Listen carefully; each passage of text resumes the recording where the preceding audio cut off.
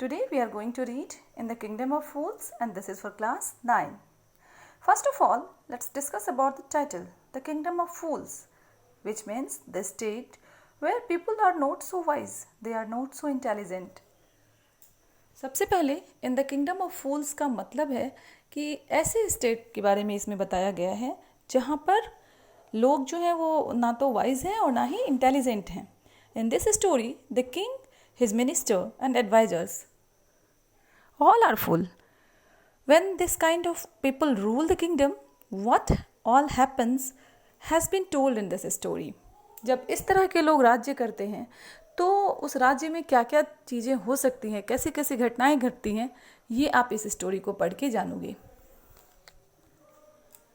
In the Kingdom of Fools is an interesting story of a kingdom run by a foolish king.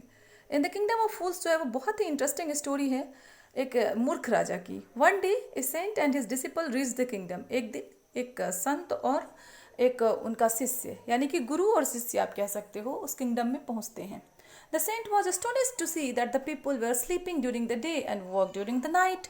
और जो वहाँ पर गुरु और शिष्य पहुँचते हैं वो एक चीज़ को देख के गुरु बहुत ही ज़्यादा एस्टोनिश्ड, आश्चर्यचकित हो जाते हैं कि वहाँ पर दिन में तो सभी लोग सोए रहते थे और रात को सभी लोग काम करते थे.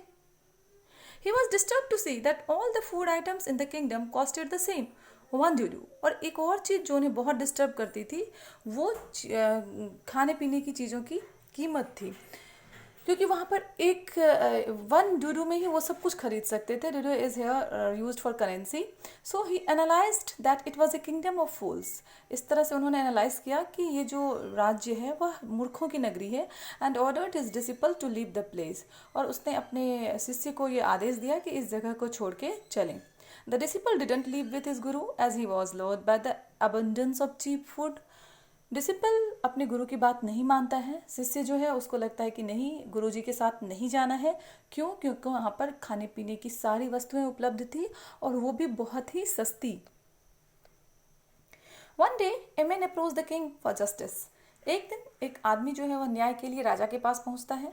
ही claim that his brother was committing his ancient trade of theft and during that the wall of a man's house fell on him and he died.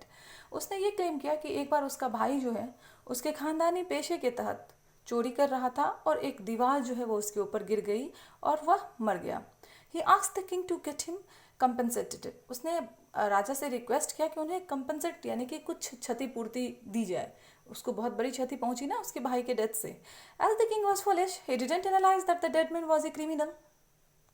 राजा खुद ही मूर्ख थे. वो समझ ही नहीं पाए कि जिसकी बात करने ये आया है वो चोर था, क्रिमिनल था.